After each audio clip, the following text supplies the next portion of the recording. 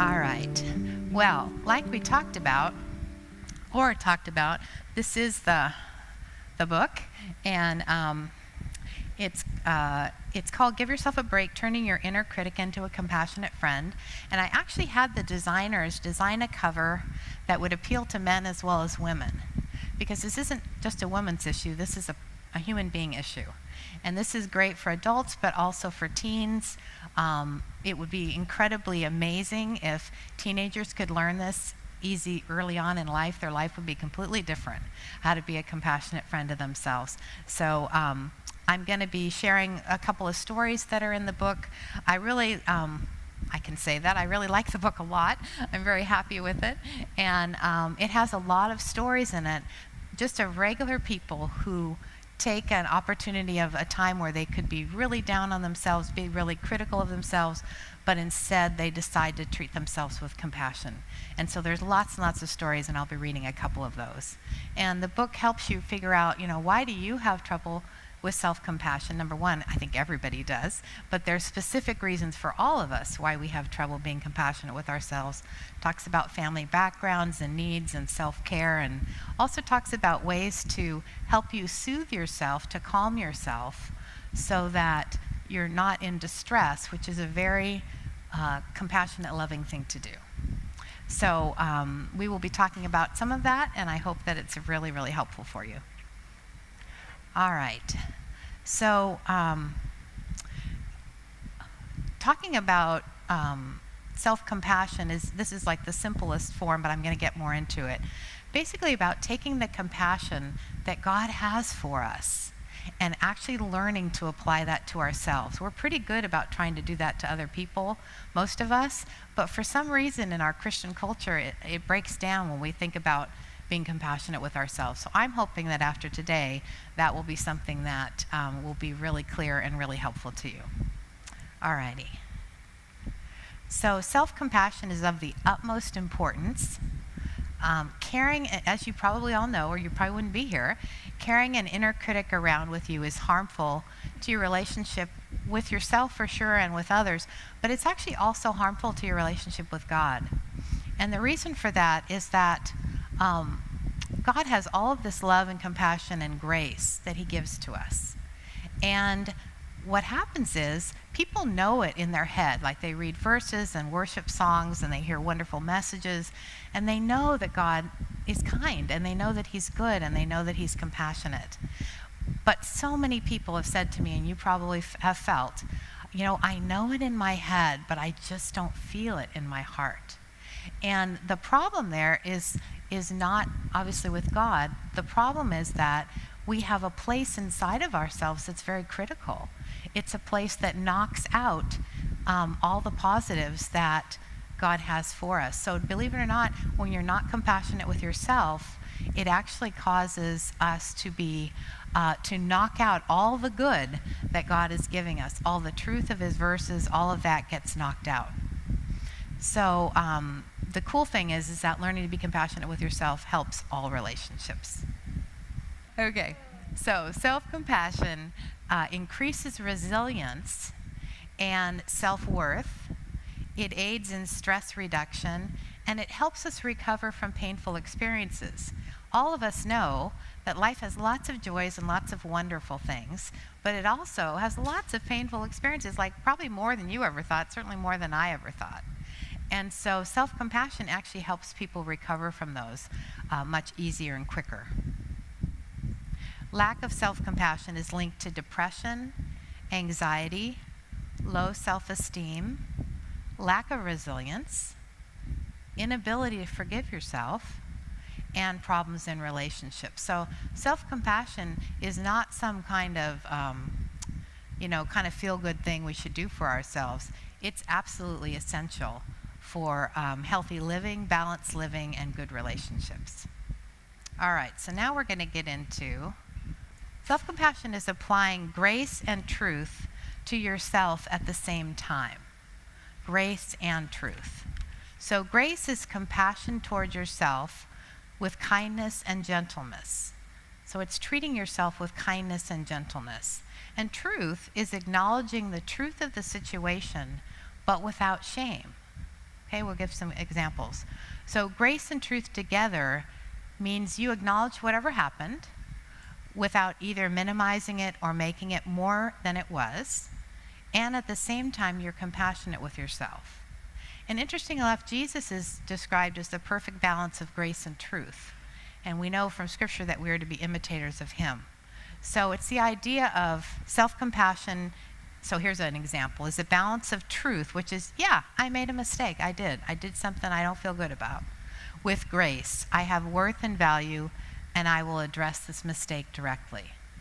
So what happens is we'll usually have truth by itself, like, oh my gosh, I messed up, I can't believe I did that, I'm such an idiot, like, why don't I learn? I said I wouldn't do that again and I did, or I should have known, why did I not predict that? I should have known. Like, we can know things, right? We can't, but we blame ourselves for not knowing things, all kinds of things, okay?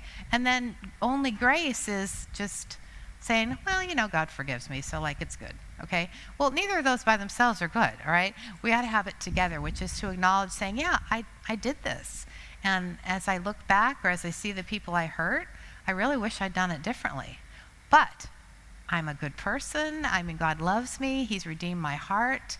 He's valuing me. I'm of great worth.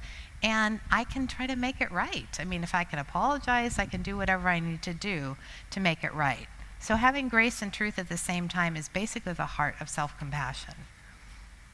So self-compassion is the idea that we can be kind to ourselves when we fail and treat ourselves with the caring support that we would give another person who's struggling. You think about, you have a friend who's going through something really hard, or maybe they made a huge mistake. And you think, well, how would I treat them? Well, most likely, I would help them see the bigger picture. I would let them know that they're still valuable and of great worth and value. Even if they made a mistake, let them know that, but you can make this right. And so grace and truth together, which is self-compassion, is of the utmost importance. Okay, so this next little picture, honestly, is something I just did on the computer. It was loads of fun. So I thought, well, what are the words that go around self-compassion? So you see self-compassion is real big in the middle. But the words that are all part of self-compassion are things like understanding, forgiveness, empathy, grace, mercy, tenderness, kindness, biblical, truth, kind-heartedness, sympathy, gentleness, acceptance, and self-care. Those are all things in the Bible that we're instructed to love each other as. But somehow, for some reason, it falls down when that's to ourselves. Okay? So we're going to look next at that self-compassion is biblical, because that's of importance, great importance. We need to run everything through the light of Scripture. So what got me thinking about this whole concept a couple of years ago was Mark 12:28-31. And this is where, I'll read what it says. One of the teachers of the law came and heard them debating. Noticing that Jesus had given them a good answer, he asked him, "Of the commandments, which is the most important?" "The most important one," answered Jesus, "is this. Hear, O Israel, the Lord our God, the Lord is one. Love the Lord your God with all your heart, and with all your soul, and with all your mind, and with all of your strength. The second is this. Love your neighbor as yourself. There is no commandment greater than these." So I noticed a couple of things about that. The first that just jumped out at me was like, okay, love your neighbor as yourself. So that implies that we should be loving ourselves. Because honestly, if otherwise it'd be, wait a minute, if I'm supposed to love my neighbor as myself, does that mean I'm critical? I never give them a break. I always, even if I know they've asked for forgiveness, I bring it up to them. I predict that things will go awful. I'm discouraging. Like, I'm pretty sure it doesn't say that, okay? The second thing that I noticed was that the person who asked the question said, which of the commandments is the most important? He didn't say, hey, what are the top two, okay? But so Jesus gave the most important one. But then Jesus added, because he really felt like we should know this, love your neighbor as yourself. So then I did a study on Well, how does the Bible say we should love our neighbor? Because that'll give us an idea of both how to love our neighbor, but also implies loving ourselves. And so, just as to summarize what those verses say, you can look them up on your own, is that Ephesians 4:25 to 32 tells us that we're to love our neighbor and ourselves. First of all, how we speak to ourselves in truth, not lies. Speaking to ourselves without pent-up anger that causes us to sin. Speaking in a way that builds us up, not tears us down. According to what's needed in the moment for ourselves, with grace, not with clamor, which is yelling, and slander. Okay, so like no name calling, none of that stuff, okay? So we're supposed to speak to ourselves in that way. The second is, well, how are we to view ourselves? We're supposed to view ourselves without bitterness, wrath, anger, and malice.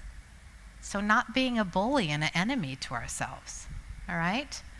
And then how do we provide for ourselves? Working hard so we have something to share with ourselves and others. And then lastly in that set of verses is, how are we to treat ourselves, especially when we make mistakes or sin? Well, we're supposed to treat ourselves with kindness, tender-heartedness, and forgiveness. So that's quite a list. And a lot of us, we read that and we think, okay, I've got to love my neighbor this way. I've got to love other people that way. And that's true. Absolutely true. But behind that is, well, actually, we're supposed to love ourselves that way. And out of that flows love and compassion to other people. Okay? So I'm going to read you a story in here. And this is a story about Lori. These are all not about an actual person, okay? But definitely about things that I would hear over and over and over again, and just in my own life that we all struggle with. Okay, so Lori felt discouraged. This was the third new church she had tried, and she felt alone in. Even though people seemed to be friendly in general, it seemed like she couldn't break into existing friendships and groups, no matter how hard she tried. Lori had tried to get into a women's small group several times, but either wasn't called back, the timing of the group didn't work, or she just didn't feel like a part of the group. It was so confusing for her because in the past she'd made friends very easily with the moms of her children's friends at school and through sports or through work. Now that her children were in college, she had switched churches and she felt alone and disconnected. In an attempt to figure out what the problem was, Lori decided it must be her. Maybe she wasn't friendly. Maybe she wasn't likable enough, or there was something wrong with her. She was very frustrated, shed a lot of tears, and felt like giving up. But deep down, she knew that would not help. And so she decided to treat herself with kindness by telling herself some truths. She said to herself, I am a nice person who's had friends in the past. It hurts to not have many now, and that's a normal reaction. I think a lot of women feel the way I do. Over time, my friendships have changed. As kids grew up, friends moved away, and I started attending a different church. This is a hard time for me, and I'm going to be kind to myself rather than put myself down.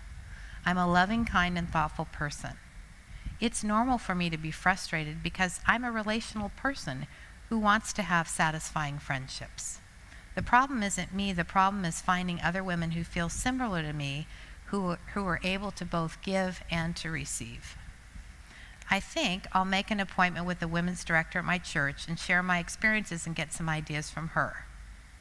I also think I'll join a craft class at my local craft store I've been wanting to go to and sign up for that kayaking class that I've always wanted to take. God knows my need, and there is hope. I will ask him to guide me, and I will look for opportunities to be friendly and welcoming to other women who probably feel the same as I do. Lori felt hopeful and calm inside as she turned toward herself with understanding and compassion. How wonderful that Lori could separate feeling bad from being bad. Sometimes we get confused about this. She felt bad because of loneliness from her dwindling friendships, but she was able to comfort herself when she felt bad without making herself feel as if she was bad. By turning toward herself with compassion, she became a compassionate friend to herself, and that kind of shift can make all the difference in the world. So that would just be an example of when we're struggling, or something's confusing, or it's new, or it's unknown. of rather than, taking the place of just beating ourselves up with a bat, that we actually turn toward ourselves with compassion and kindness. So extending kindness means we see ourselves as human beings who are wonderfully made by God and valuable, yet who are imperfect and make mistakes. We have both. We have the good of how God created us and who we are and how valuable we are. He died on the cross to save us. I mean, we're of the utmost value, but we're also human. And that's like not a surprise, but sometimes we're surprised by like how could I do that? I'm thinking, how could I not do that? I mean, actually, because we're not perfect and we make mistakes and it's normal. So just think about it. What would your internal world be like if you thought of yourself that way? That I'm a wonderful creation of God, and at the same time I'm a human who makes mistakes. And that's not the end of the story. There's ways to repair things, there's ways to learn things, and most importantly, there's ways to be compassionate to ourselves. So you may be thinking, well, gosh, that just sounds great, sign me up. But I have no idea how to be compassionate with yourself. And that makes sense, right? Because hardly anybody does. I mean, unless you both were treated with compassion very consistently and were taught how to apply that to yourself, you're not going to automatically know how to do that. So if you don't know how, you're actually in the vast majority of people that don't know how. And honestly, I think, I just wanted to refer back to Laura's comment about how my book shot up in the sales. I mean, it was only released on Tuesday, and I had a couple of major national interviews this week, so a lot of people were, hearing about it. And people were, like when I was talking on one show, the boards were lit up like the calls were filled. And because people are responding to, yes, I am my own worst enemy. Yes, I am my own critic. And interesting enough, on one of the shows, 2/3 of the people that called were men who had a place to talk about stuff. It was just so fun to do. I enjoyed it so much. But what happened was after that, a lot of people bought the book just because evidently this kind of topic touches people's hearts. Everyone deals with it. Everybody. So you're in good company if you don't know how, okay? And so when you haven't been taught how to be compassionate and kind, it's really common to think, I could never treat myself in such a positive way. I have no idea how to start. Or, this applies to other people but not me. Or, well, I might be able to do that in some areas, but definitely not in this one awful area I'm not even going to think about, okay? And that's a really normal reaction too, so just realize you're normal, okay? And a lot of times what caused me to even think about writing the book was I would use self-compassion in therapy with my clients all the time. And it found it so helpful, and it was very, very helpful in healing and really helped them move forward. But it was very common where I would say, well, how about if you respond to yourself with compassion about what you went through? And they almost always said, I have no idea what to say. And so, they liked the idea, but they couldn't do the bridge to, but what would I say to myself? And so, I would always say, well, you might say this. And anyway, so I put a ton of those in the book because I realized that people, they don't have that bridge between, I want to be compassionate, and I actually can see, how I could be maybe, I could see the bigger picture, but I don't know what to say. And so I have a lot of those in the book. And in fact, I have a CD at the back also because, it actually came from a workshop I did here. That's right. So I talked a little bit on this topic before I was writing the book. And I read some of these compassionate things that are in the book. And I had, no lie, 50 people either come up to me or email me and say, do you have those recorded? And I was like, no, I don't have them recorded. So after the 50th one, I went, okay, I should probably record them. So I knew somebody that had a professional recording studio and recorded them. And I can even tell you hundreds of these things. And what they have on them is they're not the book on CD, but they're me reading these self-compassionate things that are in the book, along with self-soothing exercises to help you calm. Because it's really normal to not know what to say, okay? But the next slide, I've got next two slides. So here would be something that you might say to yourself, okay? So a healthier stance that includes both grace and truth sounds like this. I'm a wonderful, priceless person created by God individually. And by the way, just notice how this feels, okay? I'm also an imperfect person with a sin nature that leads me away from God. God loves and accepts me as his precious child. He wants and will help me become more mature spiritually, intellectually, emotionally, and physically. God knows that I'm human and I will succeed and fail in my pursuit of him and maturity. He rejoices in my progress and he weeps over the pain and suffering that I'm going through, some caused by my own actions, and much results from living in this imperfect and flawed world, not of my doing. God is fine with me being human, and I can too. Or like right now you might say, and I'm open to learning how to, or I'm open to considering that.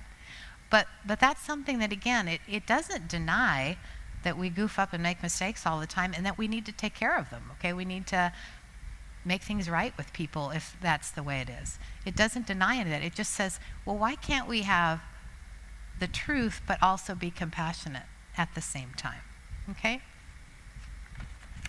All right. So the next one is God does not, so yeah, really listen to this one, okay?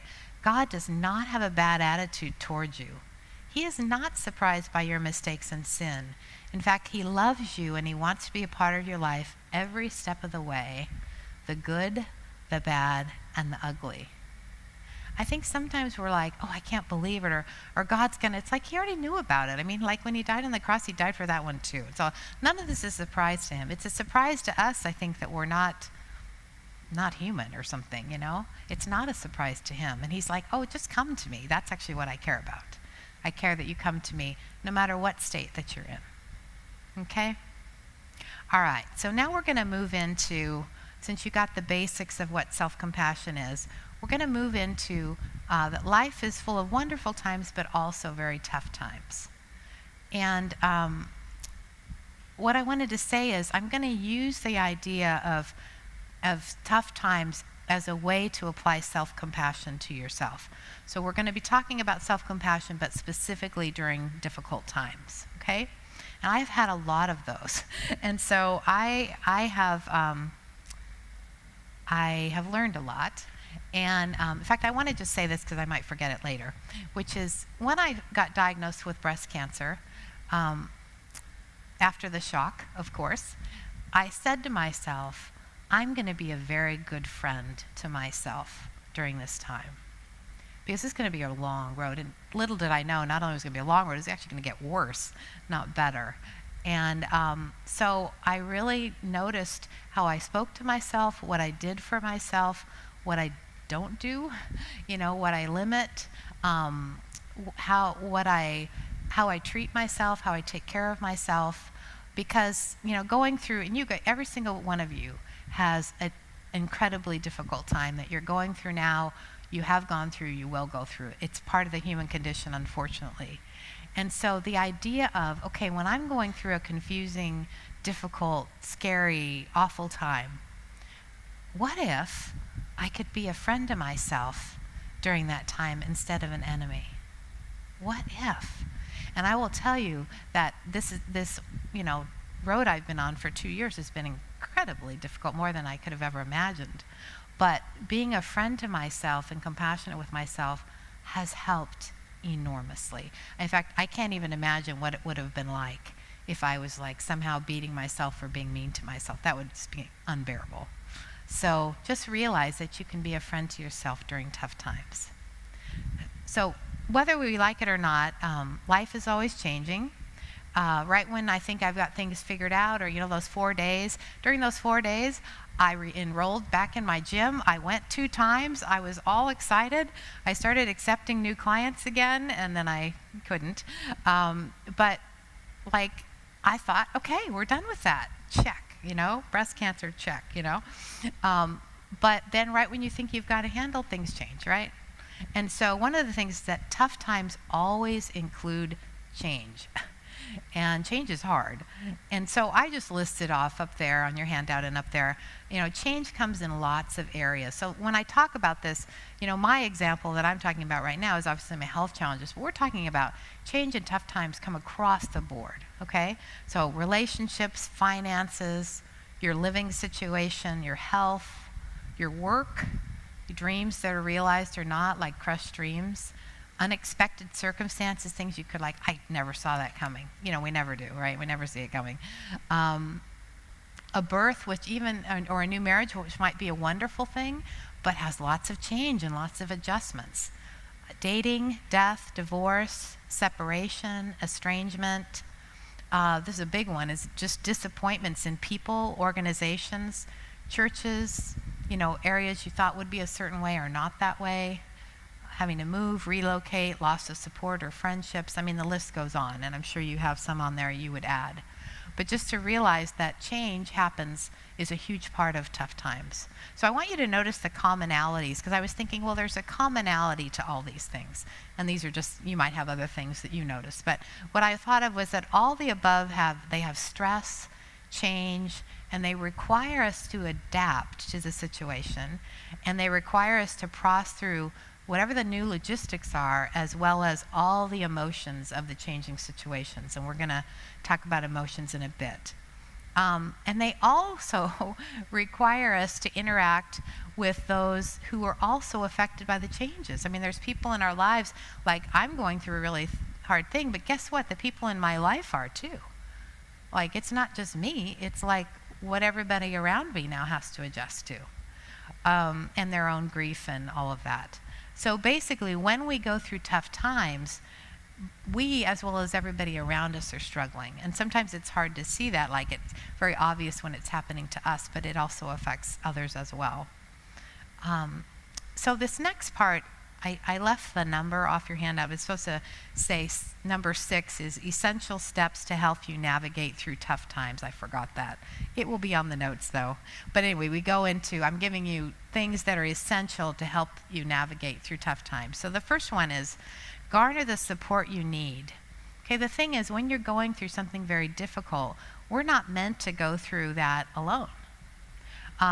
And you're not supposed to know how to do it, okay? You're not supposed to, how am I supposed to know how to handle being on oxygen 24/7? What? In fact, when the doctor first told me, I was the worst patient ever, I gotta tell you. I was just going downhill fast, and he goes, you've got to be on oxygen. I said, what? What are you talking about? And he said, you have to carry oxygen around. I said, I don't know what you're talking about. And he said, well, you have to push one of those little carts around and use oxygen whenever you walk, because it started whenever I walked. And I said, I am 57 years old. I'm not pushing a little cart around as if I'm 80. Yeah, I'm not doing that. And he just looked at me. And he goes, well, they have them in a backpack. I said, all right, I'd be willing to do that. So, okay. So, but I don't know. How am I supposed to know about all that, right? So it's just every single thing that happens, there's just a learning curve. And sometimes we get upset with ourselves for not being the same person that we were, or not knowing how to handle this, or being tired or exhausted, or being so distressed that you miss paying your bills and you miss all this stuff, okay? Well, how can you, you can't have your life without the tough time and you're functional on this level, and then have your life with this tough time and be the same functional. It's impossible, okay? Some things go by the wayside.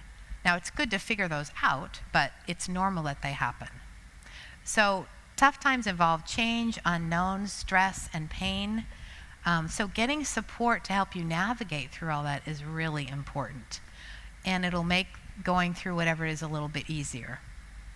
So, sometimes we do expect ourselves to know and be good, processing, I should know how to do all this. That's insane. No, you shouldn't. And every single thing, even say having a child, you could say, well, I've had a child before. Well, you've never had this child, all right? So, every situation is different. I've moved before, not this one, okay? And so just realize that there's always things that are different that we have to adjust to, and adjusting is hard, okay? It's doable, but it's hard. All right, so one important thing is to realize that support, the idea of support, looks different for everyone, okay? So give yourself permission to do support in the ways that work for you. So I put a few possibilities. There's probably other ones I have actually not listed, so I would pay attention to your heart if you think of ones for you. For some people, getting information is really important. Reading books, online searches, getting information from other people. For some, it's not. Like for me, when I got diagnosed, like the last thing I'm not reading everything in the world about cancer. Like, yeah, I'm not doing that. That was bad for me. And I have friends that, like, they read everything. They want to give me their books. I'm like, yeah, I don't want to read about any of that stuff. It was overwhelming. So neither way is right. It's just you have to know, okay, does that help me or not? Okay. Time alone to process, whether that's journaling, praying, walking, resting. Having time to process, realizing I have normal feelings about whatever it is I'm going through. It's really difficult. And I have to have a way to process those. Talking with others, often who's been through things you've been through. And it can help to share your thoughts, feelings, questions, receive empathy and understanding from a variety of people. It could be friends or support group or minister or counselor or other people who can come alongside you to both listen as well as perhaps give you some insight. Seeking comfort and hope from scripture, prayers, music, really important. And getting support from yourself through self-compassionate statements and self-care. So you'll see on the handout, I'll just read them, you don't have to even look, but there's questions that you can ask yourself in this area. Things like, well, what kind of support do I need? What is one supportive thing I could do for myself this week? And think about, how has pulling in additional support helped me get through challenging times in the past? So usually what's worked in the past will work currently. So if you think, oh yeah, I did this and I did this and I did this, that really helped, okay? The second thing is to be kind to yourself as you're going through tough times. Again, kindness is a huge part of self-compassion. So whether you had a part in the stress you're going through or not, treating yourself with compassion and kindness is extremely important. So sometimes, honestly, people say it all the time, well, I'm the one that caused this, or I had a part in it, or this or that. Well, that actually may be true, and it would be good to learn about that. Like, learn what happened, what set you up to do that, what made you more vulnerable to do whatever or to not do whatever. Important to figure that out. But at the same time, you're still going through a terrible time. It's okay to know that I had a part in this and I can be compassionate with myself. That's all good, okay? Sometimes it feels like, no, I can't. Well, no, you can, really, because you're still going through a difficult time. So whatever changes you're dealing with, they take a toll on you. They take a lot out of you. So if you add on shame, condemnation, no grace, it will actually make whatever you're going through way worse.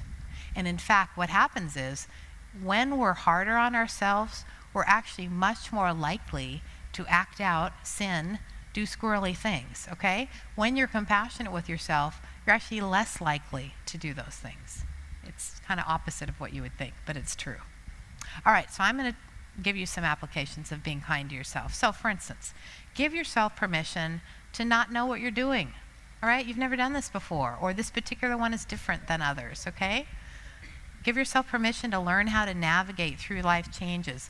It's a process, okay? It's not like, oh, I have this and now I know. It's like, no, I have this and now I know maybe this, and I don't know anything and I know, and that's a little bit better, and okay, all right, this is okay. All right, it's a process. Give yourself permission to have mixed feelings about something.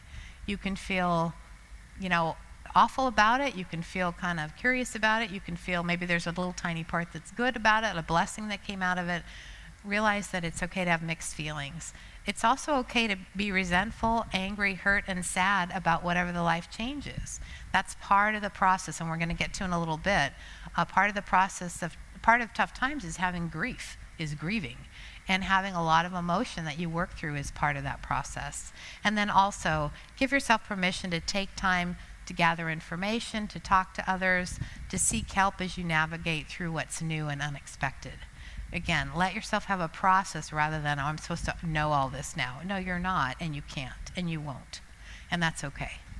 All right? The second is, as far as to be kind to yourself, is say no to your inner critic. Okay, so I'll explain a little bit about that. So this would be something I might say to myself, honestly, is, you know what, I'm going through a really hard time right now. and I'm not going to criticize myself, even though that's my first response. So for instance, let's say there's something that's happened, and you start criticizing yourself, and like, this is what I do, honestly. I'll put my hand up and I just go, no, I'm not doing that. I'm not going to be mean to myself about that. I'm not going to criticize myself. That doesn't do any good. And it's actually not even true in the sense of there's a bigger picture here, there's other things in play. I mean, to just come at myself with criticism is actually not even true, because it's only whatever I did was part of the thing, not all of it. And it doesn't help. It beats me down, okay? So just to say to yourself, you don't have to be mean to your inner critic, because honestly, I do want to say something, and I talk about it in the book, and I've had many people go, wow, I never thought of that, which is usually that inner critic develops early in our life, okay? And it develops, you're going to think I'm crazy, but hear me out, okay?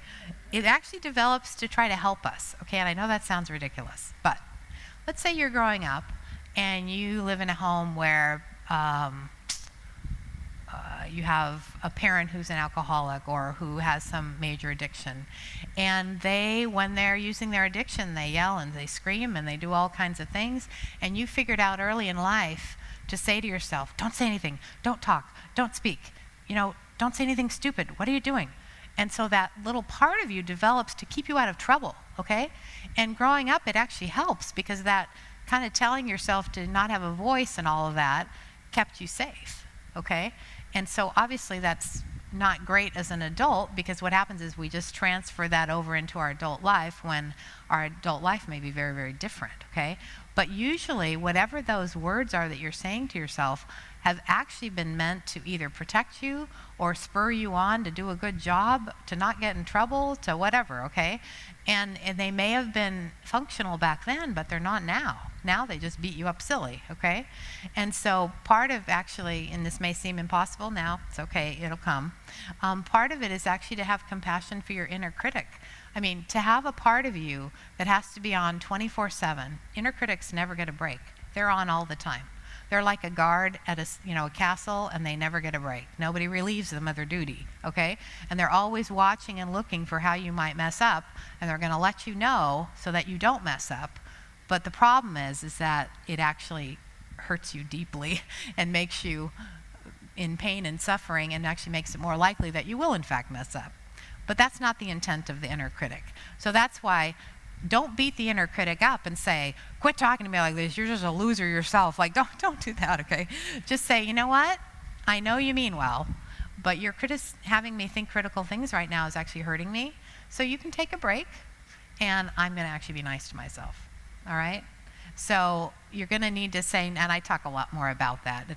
That sounds so simple to do, but it is important to actually set a boundary with those inner critical voices, okay? All right, and then the last one is say some kind words to yourself. So if you're not being critical, and so these are some things that, you might say, okay? Actually, those are all things I've said to myself. Real thing, I know why those are on there.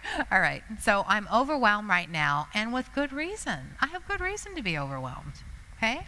I've never been through this before. I'll figure out how to do this, whatever this is, this new experience, whatever that is, a piece at a time. I'm not going to figure it out all at once. I'm going to figure it out a little bit at a time. I'm not supposed to know how to handle something I've never been through before. Nobody does, okay?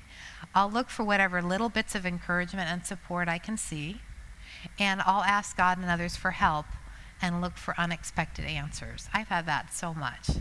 So many unexpected answers, people helping me, support. It's great. It's been good in that way for sure. So just notice again those words you're saying to yourself. You're leaving out the condemnation and the critical part, okay? All right. And so the next little picture there is you and I were each created by God as a precious, valuable person, and we deserve kindness, care, empathy, understanding, and comfort. And that's true. God sees us as this precious creature that he wants to help every step of the way. And when we have come to him and confessed our sins and we're his child, he is just he wants to help us every way that we can, even when we mess up. He understands that. None of that is a surprise at all. Okay. So it is very, very difficult to deal with unexpected changes. So I'm just hoping that'll help you think about a different way to deal with change. So on your handout, again, I'm just going to read them, but they're on there. These might be things that you might ask yourself, okay? What types of kind and compassionate words do I long to hear? What is one supportive thing I could actually say to myself this week? And it could be something simple like, hang in there, or you're doing a good job, or there's parts of this you're doing well, or you'll learn how to be more compassionate. You don't know how yet, and that's okay. But you went to that workshop. Like, how many people didn't come? You came. You came on a Saturday. You could have been staying at home or doing something else. But you came, and good for you. You're already on your way. So those are the kind of supportive things you could say to yourself. Okay, the next one to help you get through tough times, but again, these are all applications of being compassionate with yourself, is work with your emotions, not against them, okay? So going through tough times includes lots of different emotions, layers and layers and layers. In fact, a lot of the time when we feel confused during difficult times is because confusion usually means we have lots of feelings all at one time. Okay, and they're hard to figure out because you have them all at once, all right? But believe it or not, God gave us emotions to help guide us like a GPS, okay? It tells us where we need to go, and it tells us what is going on inside we need to pay attention to.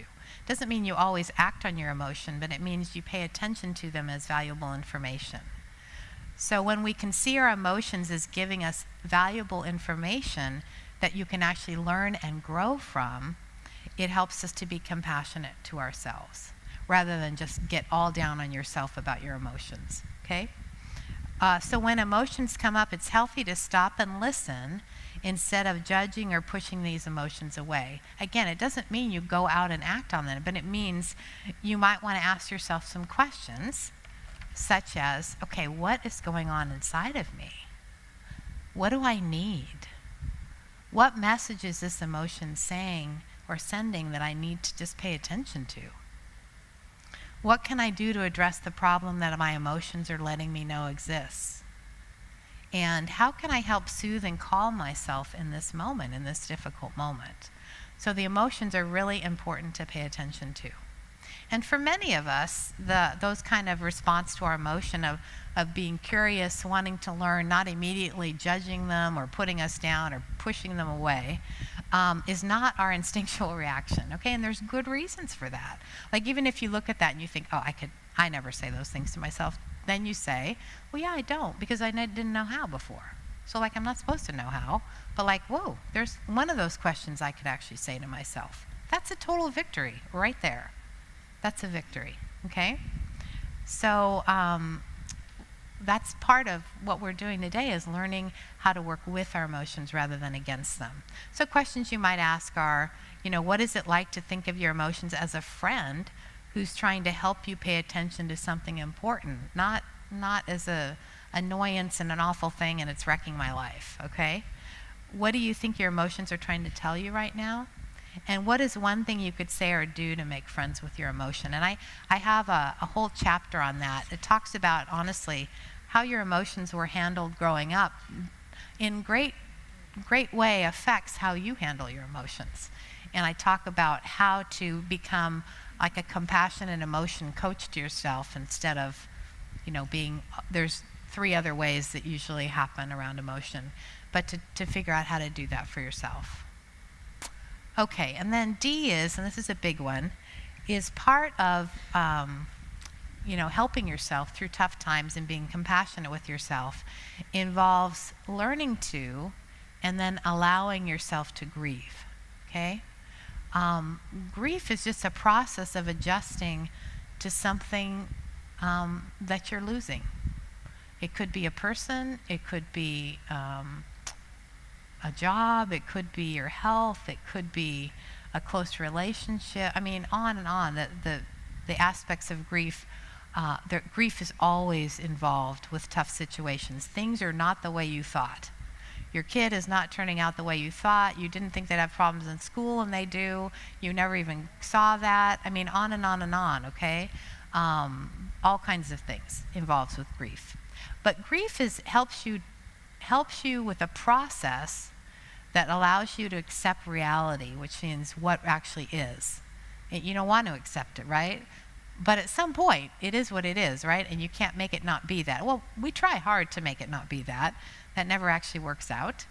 But in the initial stages of grief, it's actually really normal. Like, this is not abnormal, it's normal to kind of scurry around and try to get out of what's happening, or try to change it so it's not true, or like get through it as fast as possible, try to fix it, or letting it go, like the movie Frozen, without actually processing it though, right? Okay, letting it go is okay if you process through it and then you just naturally let it go. Sometimes we just let it go, but we actually have never let it go, and it's still in there and it comes up over and over, just because we haven't known what to do with it. I mean, it isn't because anybody wants to do that, it's because we don't know, okay? So many people get stuck in protesting their reality, basically saying, I don't like how things are, I'm not going to accept it, I'm going to fight against it, I'm going to insist it's not true. And it's like, yeah, but it is true, all right? And so it's when we protest that reality, which, by the way, is also normal for a period of time, that's part of the process of grieving. But if you continue to protest it and you don't adjust to what's actually happening, you can stay stuck there forever. Just stay stuck there. You got your feet planted on the floor, and this is the way that I think it is and want it to be. And because you can stay there because either you're unwilling to grieve through it, or you don't know how. I mean, most of the time it's that you don't know how. So letting it be means being in the reality and accepting what is. Again, it's a process with the compassion of God and yourself and others. So I have a slide there about the stages of grief, and you'll just see, and the reason I put this up there is honestly to validate your experience, because you're like, oh yeah, I went through that, oh, I'm stuck there. Okay, but just realize this is the process, all right? When major things happen, again, part of tough times, you've got loss, and by the way, it doesn't happen exactly like this. There'll be some variations, but in general, these are parts of it. So there's loss and hurt, there's shock. You're like, what? Like I said to the doctor, like, what? What did you just say? Numbness, denial, emotional outburst, anger, fear, searching, trying to figure out, I got to figure this out, or is there another solution, or maybe this isn't right, or all of that. Disorganization, absolutely, where you're just confuzzled on the inside, all right? You're backing your car into things, you're forgetting things, you're just very disorganized. Panic, guilt, loneliness, isolation, because, especially if you don't seek support, you can feel like you're alone in this, nobody understands, nobody's been through this but me, that kind of thing. Depression, re-entry trouble, so like getting back into your life with how it is. And then new relationships, new strengths, new patterns. Okay, I guess this is I've had to go through this a lot. All right, I guess this is my new normal, all right? So I have to take oxygen with me wherever I go. I literally, except for, I have to tell you, the best part of my day is the 20 minutes I'm in the shower without oxygen. It's just glorious. It's so great. No tube. It's wonderful. And so, but this is my new pattern. Okay, so I got to figure this out. How can I do this? All right. Hope again, affirmation, helping others. So the grief has a natural process. You see how many emotions are there? So that's why it's so important to be able to learn to work with your emotions and not against them, because they're actually the thing that helps you process through to get to a better place. Okay? So this isn't a workshop on grief, but grief is just a great thing to talk about because it's always going to be a part of tough times.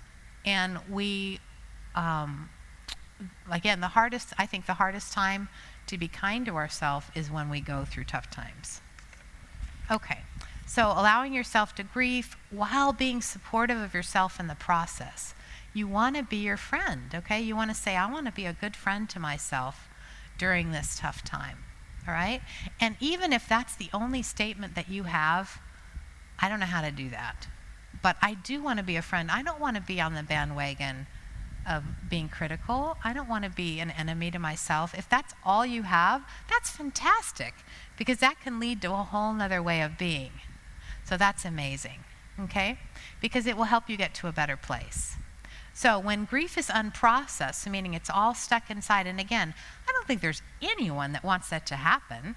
You know, it's either we don't know how to process it, we don't have the support we need to process it, or it's just so painful, we feel like we can't go there. I think there's ways to help with that.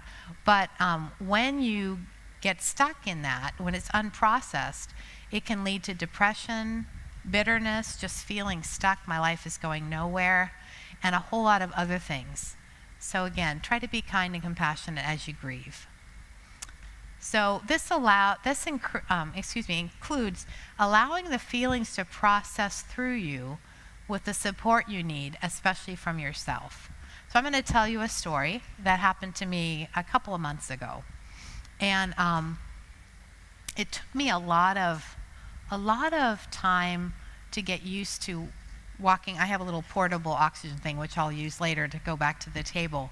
And I carried around in a backpack, and it took a lot of time for me to get used to it. And in fact, when I very first used it, I felt all of this shame. Like, I feel ashamed that I'm using oxygen. I mean, who knows what that's about? I did nothing to cause this. Even if I had, I mean, I have to use it. It's a bummer. And I would actually had trouble looking people in the eye when I was wearing it. Now I actually hardly notice it, which is cool.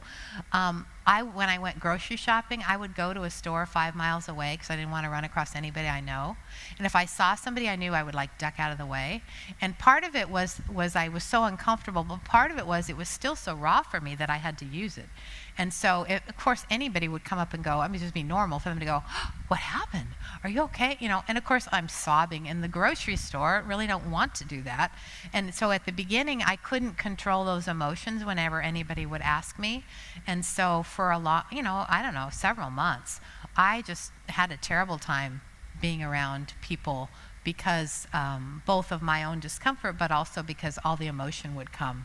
And actually, especially when people would be empathetic, which of course you would think would be great. I mean, it is great, you appreciate it, but you're just like, every time someone's empathetic, then I get all in touch and I start crying. So I could cry all the time, right? I don't as much anymore, but I still do from time to time, for sure.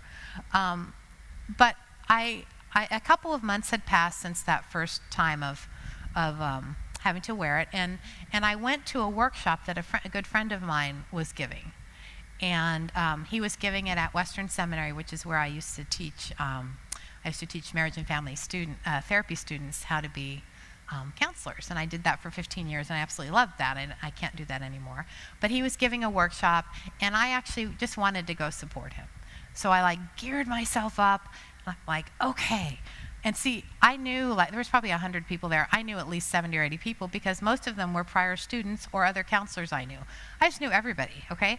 And so, because they were my peeps, right? They were just my group. And so I knew, okay, this is my first time wearing oxygen at something like that. And some people knew about what had happened, but I knew others didn't. And so, so I geared myself up, and I did okay with that. I was like, okay, I was able to get through that. It was a little bit hard, but it was okay.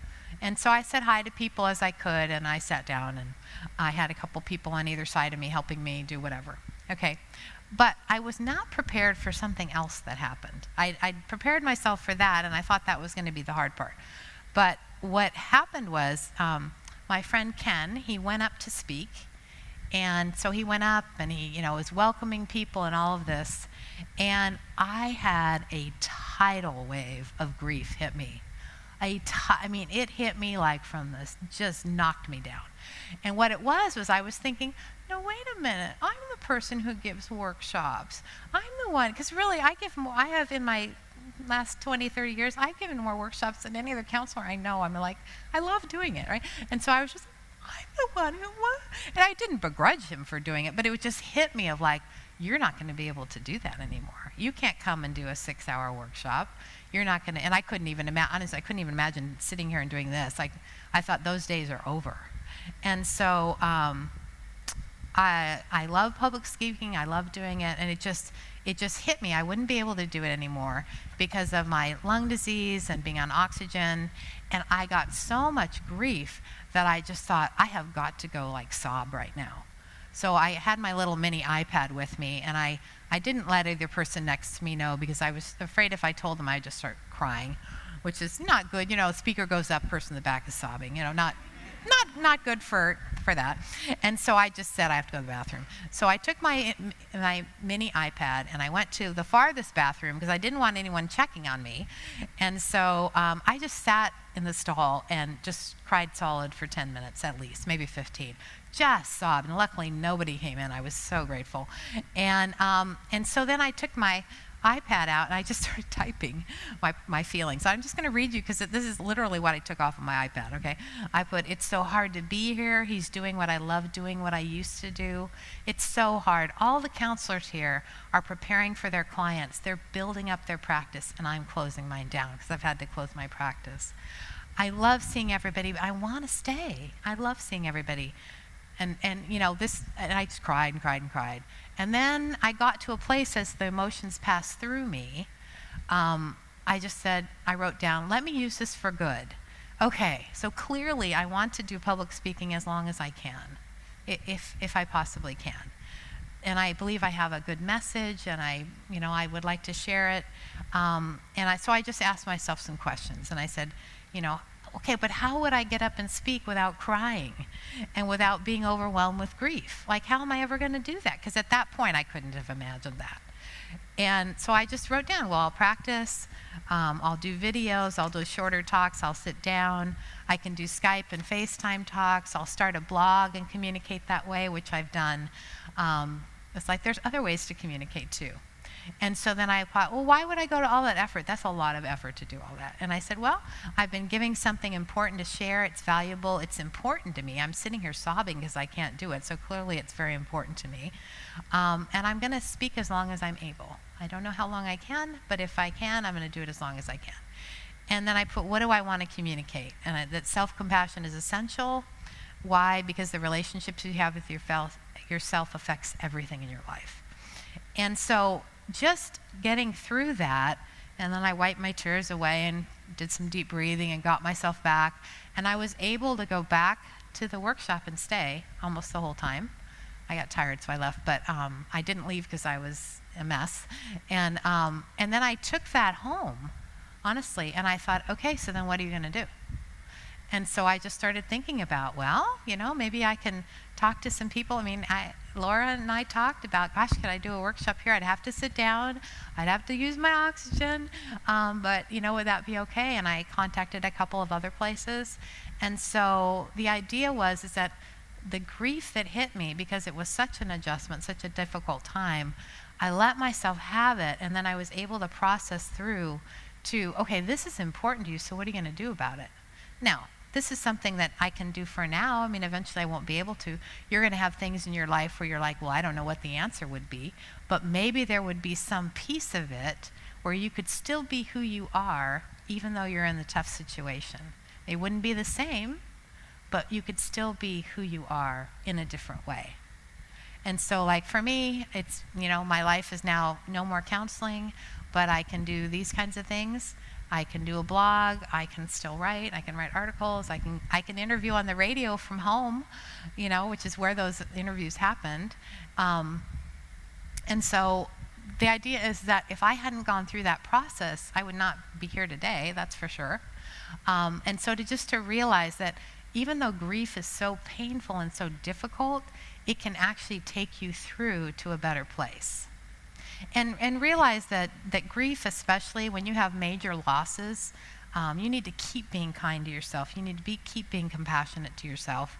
And realize that grief, like for me, it was just incredibly intense at the beginning. And I mean, I'm talking beginning like 9 months. I mean, not talking a month, okay? I'm talking a long time, okay? It's been about a year since I was diagnosed with this. I still cry, I don't know, almost every day about something. The other day I was over by the water slides, and I saw everybody up on the water slides. I'm like, yeah, I can't go down those anymore. I can't go to a water park anymore. It's an electrical item. You can't go down with an oxygen. I mean, there's not a way to do that. I can't climb up those stairs. I mean, but I was just like, oh, and I cried about that. I went to the theater the other day and saw a movie, and this is the first time that's happened, but a man was sitting in front of me, and he asked me if I was going to be using, I had my machine on a little bit lower, it wasn't quite as noisy. He asked me, was I going to be using it? And I said, yeah, and he goes, okay, well, I need to move. So that was the first time actually anybody had moved away from me because of it. And honestly, I mean, maybe he had hearing problems, and that would have, I mean, like, he had his own reasons. But he wasn't really very nice the way he did it. But it was just like, oh, so I sat and cried for 5 minutes in the theater. I've never had anybody move away from me because of it, but then I was okay. And so just to realize that grief still happens, and it will hit you at the most unlikely time, and that's normal. That doesn't mean you're weird. It doesn't mean you haven't worked on it. It doesn't mean any of that. It means you've gone through a loss, and the emotions keep hitting you as things come up. And that is normal. And so that's the thing, is you want to give yourself those messages, okay? That your grief process is normal. It doesn't make you some weird person or someone who's not trying, okay? And actually on page 8 and 9 of your handout, there's more resources there about grief that I didn't have time to talk about. So it's just something you can have for yourself later, okay? All right, so then I wanted to talk about, well, what are some ways that you can treat yourself with compassion very practically, okay? So I thought I would just share some of those with you. So, when your world has been turned upside down, you both want to treat yourself with kindness and also be an advocate for yourself, okay? So some of the things in life can't be changed, but how you treat yourself will make a huge difference. That will make all the difference, even if you can't change the situation. So turning toward yourself with care and compassion, it actually honors you in what you're going through. It honors you, okay? So let's see. Some of the times the crisis in our lives enter through the hand of someone else, or the result of our own decision, or just because it's nobody's doing. Things happen, okay? So regardless of the origin, being a compassionate and supportive friend to yourself is critical. All right, so here's some ways that you can show compassion to yourself during tough and stressful times. And when you look at these, when you listen to these, I want you to pay attention to what would work for you. What you would realize is anytime you see a list, if there's like 2 things that fit you, we're good, okay? Everybody is different. And so you need to not think, oh, well, I should be journaling. Like, no, if you hate journaling, don't journal, right? Pick something else, all right? So these are just ideas, and you need to just go, well, yeah, I could do that. Like, that would work. And other ones, you're like, yeah, it's not me. Okay, and that doesn't mean you don't care. It doesn't mean you're not working hard. It just means it's not you. That's fine, okay? So the first one, well, actually, I would say I would like you to work on this one, okay? Is just continue to speak to yourself with kindness and compassion. No matter where the tough time came from, you still deserve kindness and compassion. And talk to yourself as a friend, not a bully, all right? The second one I mentioned before, get support. What I've noticed is that many of the ways that God touches me is actually through the support of other people. So when someone's kind to me, or there's these 2 ladies at our church, they just up and decided together that they would bring me a meal every week, and they take turns. One's on vacation, the other one handles it, and they bring a meal every week, and it's just very much of a blessing to me. And just all the people I've got my team in the back that are selling books, and I have people that are helping me at all these events, and I just feel God's love through their actions. So getting support for yourself is really important.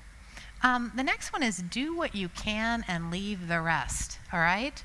So during tough times, you need to prioritize. You can't do everything you used to do. You're not supposed to. You shouldn't, okay? You can't add some whole new thing in and still do everything the same. That's like crazy. That's impossible, okay? And what it will do is it will stress you and tax you way too much. So only do what's absolutely necessary. You need time and space to take care of yourself. Leave the rest in God's hands. And let some things go for now. So if you're volunteered to do something, but you've had a major crisis, you might need to go on hold with that, okay? If you're completely overwhelmed, you need to use paper plates and quit worrying about doing those dishes. I mean, just like for a while, or maybe you get take out healthy meals for a while, or you ask friends to help you with that, or whatever that is, you need to just do what's absolutely necessary and realize you can't do it all. And the thing is, you're not a failure if you don't. So like, don't let a critical voice going, well, I can't believe you're not helping at church, and you're good Lord, you're standing straight. Like, that's amazing. Like, you're still breathing. That's good. You're alive. Like, you can't do all of those things, okay? You're not supposed to do all of those things, all right? And the reality is that the tough and unexpected things are a normal part of life. And so it is important to get these strategies, all right? The other thing is reflect on what's helped you in the past, all right? So take a moment to think about, what kind of strategies did I use in the past? What kind of resources have helped in the past? Because, again, what's worked in the past will probably work in the current. So just think, oh yeah, I used to have prayer support, I used to talk to my friends, I used to go to a support group, I used to, that's right, I dropped this committee, or I took a liaison over here or something. Like, just think about, what did I used to do that helped? Oh yeah, I'm going to do that again, okay? And then ask yourself important questions. So these are some ones. What do I have in my life now, either in person or from afar? Who do I have in my life that could be a safe support? Maybe it's somebody that is a good friend that's moved away, but you feel like, oh, I could talk to that friend, okay? Maybe it's somebody where you say, hey, would you be willing to email me or text me or whatever and check in on me? Or just think about, who do I have in my life, even if they're not right here, that could be a support to me right now. That's really important. And then, how can I be a support to myself? What do I need from myself? And it could be something like, I just need to quit being mean to myself, okay? Or it could be, all right, you need to quit being a super person and doing everything, okay? Not good, all right? But just think about, what do I need from myself? You might have many other ideas, all right? And then, what coping skills do I already have? Because see, when you're going through a tough time, sometimes you just feel like such a mess. You feel like, oh, I'm a mess. I can't do anything. It's like, well, that's actually not true, all right? Because there's some things, like, think about, what do I already able to do that helps me cope? Is it reading stuff? Is it writing? Is it moving my body? Eating healthy? Reaching out to others? Perseverance? My faith? Like, I have things on my side already that are helping me, and then you can comment on those to yourself. Well, it's pretty amazing that I'm still able to eat basically healthy, or it's amazing that I still go on my morning walk with everything, or whatever that is, and give yourself credit for all the things you're already doing, because you're already doing a lot, or you would be at home in bed right now, okay? So you're already doing a lot, all right? And then, what type of professional, community, or faith resources could I pull in to give myself additional support? It could be spiritual help, could be professional counseling or coaching. It could be self-help or support groups, men and women's groups, Bible studies.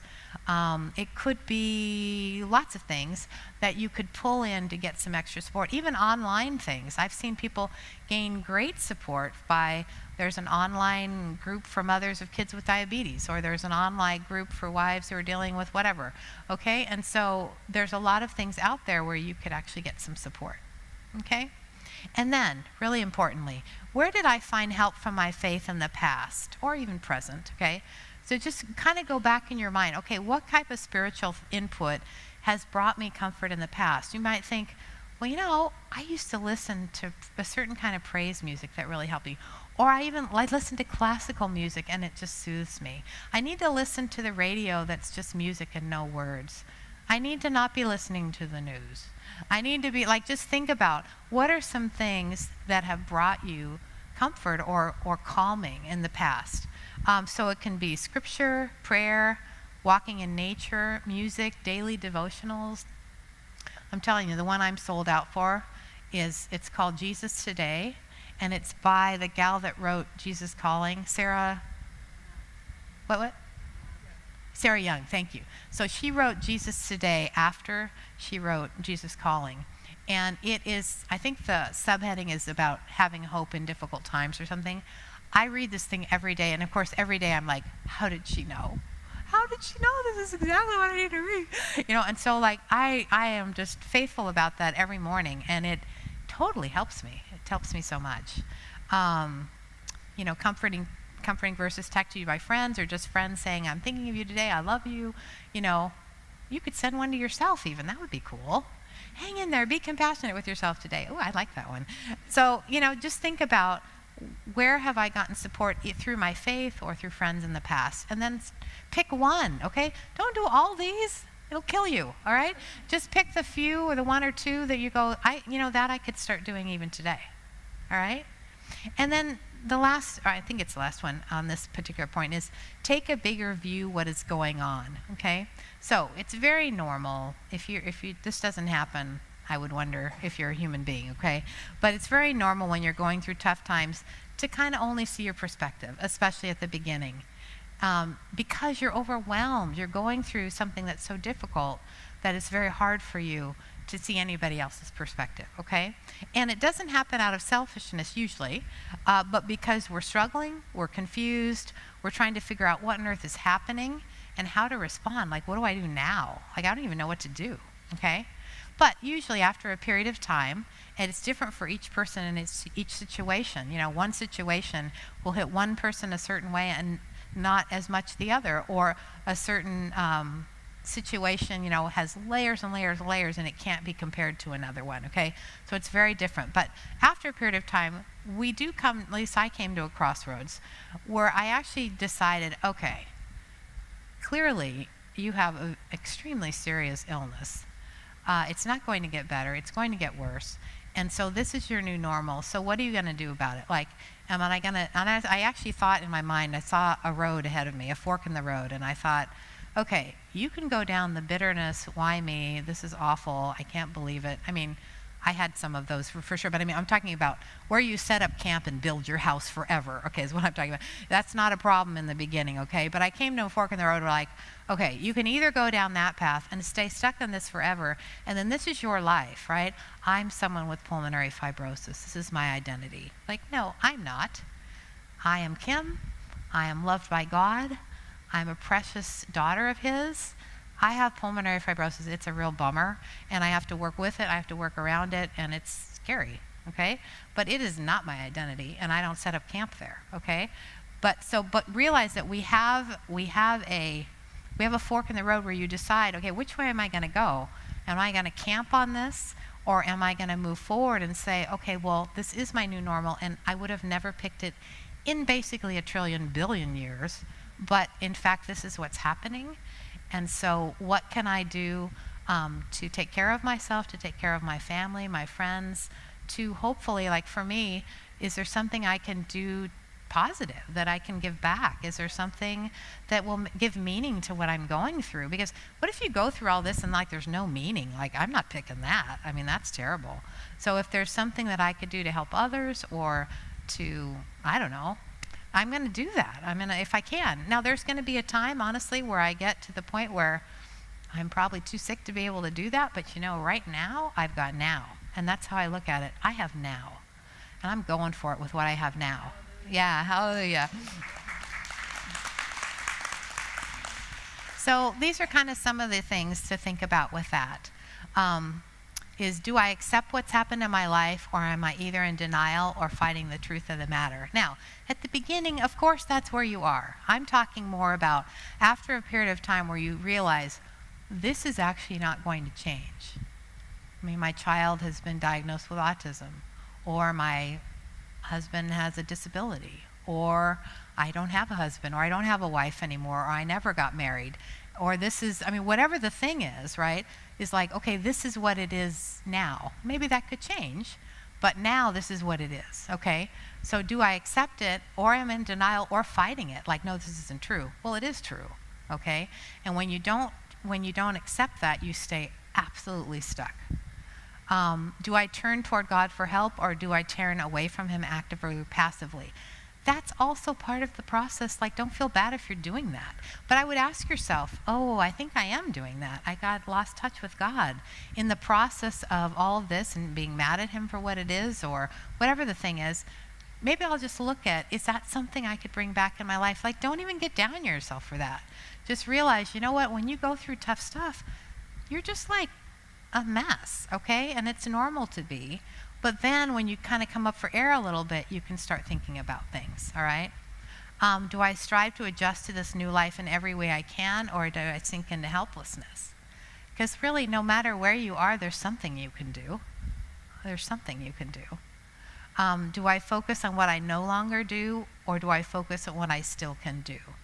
I got this one, I want to tell you, from my sister. I have a sister who's 3 years older, and my sister is disabled also. It's just the two of us are looking at each other like, what on earth?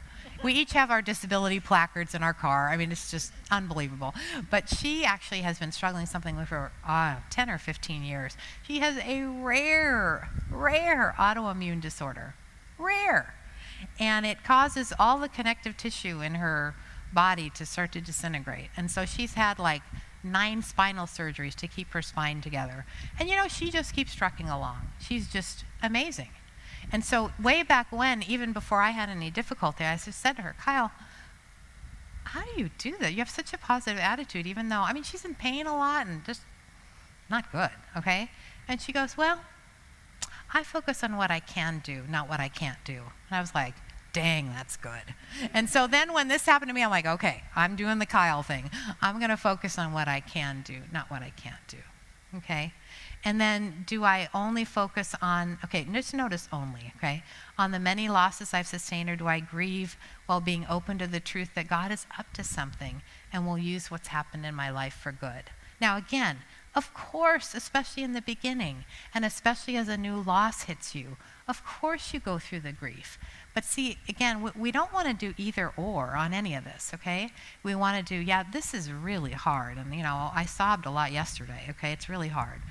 And, God's using this for good. Seriously, I would have never picked this.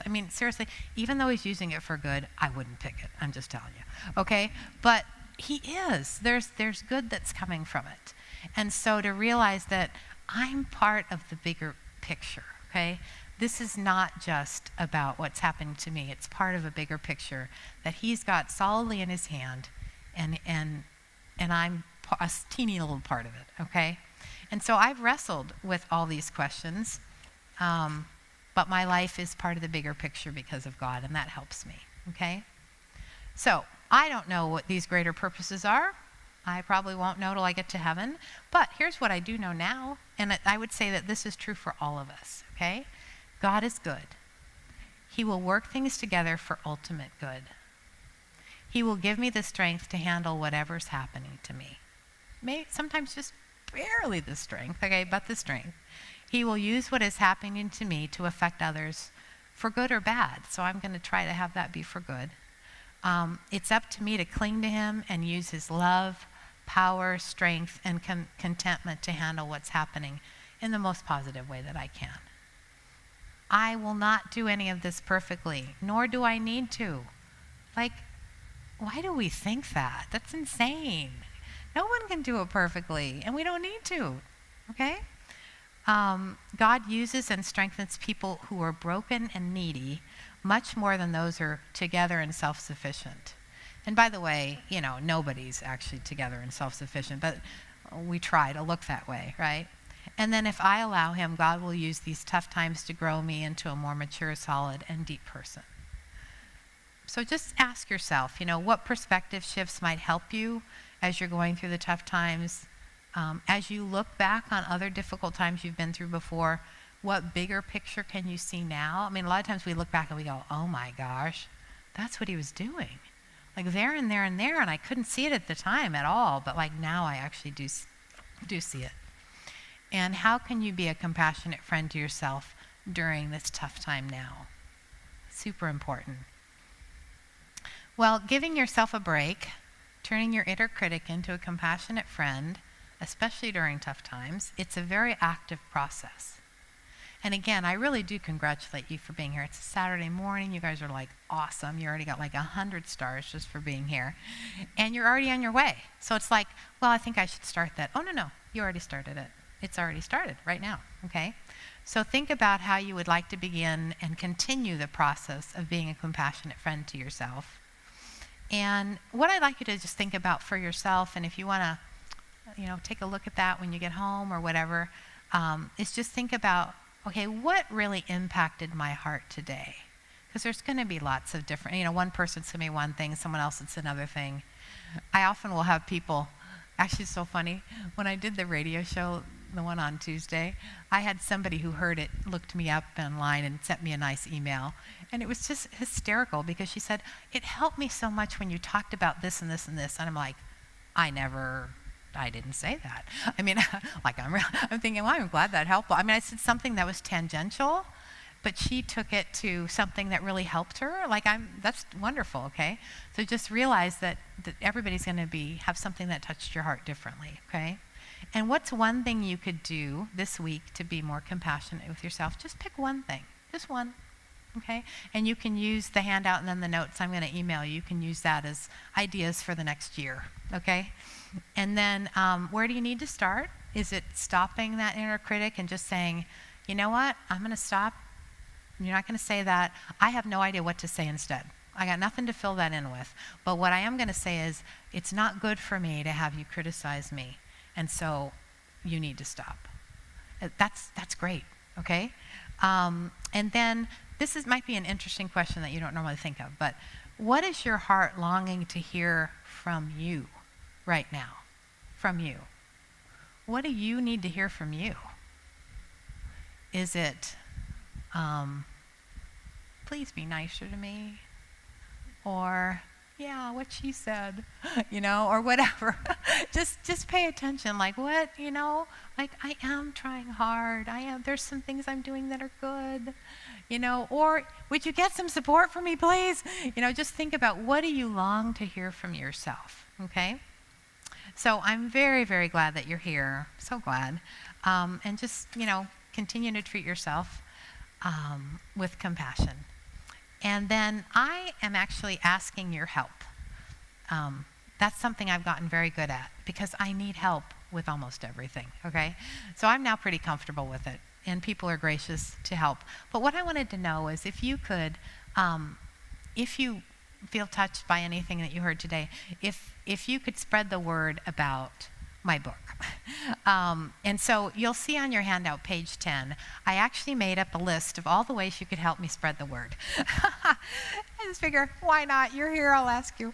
But anyway, if there's people that you think could benefit, or if you're a social media person and you want to put something up on there or something, or if you get the book or the CD and you take a picture of yourself, like my friend Betty who's back there, she took a picture of she and I with the book and she put that on social media and said, what she liked about it and stuff. I've had quite a few people do that. So if there's anything you could do to spread the word, that would really help me a lot.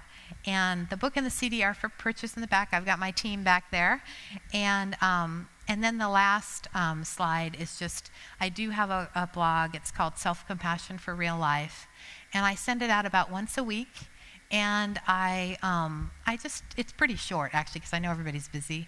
And I just tell stories about either things that have happened or things I've learned. And I talk about some self-compassionate ways to interact with yourself around that. So if you're interested, you can sign up for that if you'd like. So I think that's it for me. So I'm just so appreciate you being here. And my greatest hope is that you'll be able to be kinder and more loving and compassionate with yourself.